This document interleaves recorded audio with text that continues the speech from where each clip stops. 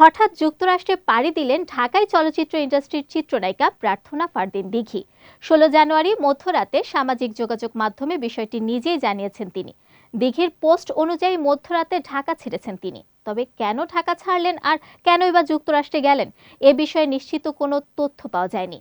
এদিকে দিঘির ঢাকা ছেড়ে যুক্তরাষ্ট্রে উড়াল দেওয়ার ঘটনায় ঢাকার শোবিজ মহলে নানা রকম কথা শোনা যাচ্ছে। একটি সূত্র বলছে দিঘি নিউ ইয়র্কে একটি অ্যাওয়ার্ড অনুষ্ঠানে অংশ নিতে যাচ্ছেন। ওই অনুষ্ঠানের পরে ঢাকায় সিনেমার এ নায়িকা দেশে ফিরে আসবেন।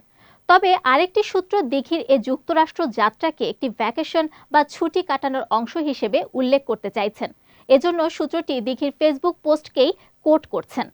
নিজের ফেসবুক হ্যান্ডেলে ভ্রমণকালীন একটি ছবি পোস্ট করেছেন দিঘি। ওই ছবিতে তার হাতে একটি বই দেখা যাচ্ছে। ক্যাপশনে লিখেছেন, অনুমান করতে পারো কে তার স্বপ্নে বাস করে? আলহামদুলিল্লাহ। একটা সময় শিশু শিল্পী হিসেবে জনপ্রিয়তা ছিল দিঘির, বর্তমানে পুরোদস্তুর নায়িকা তিনি। 250-টিরও বেশি ডিজাইন অপশন নিয়ে ওয়ালটন স্মার্ট ফ্রিজ, বোঝে আপনার প্রয়োজন।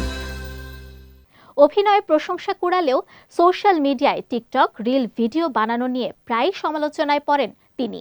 তবে বডি শেমিং এর বিষয়টিও চলে এসেছিল একসময়।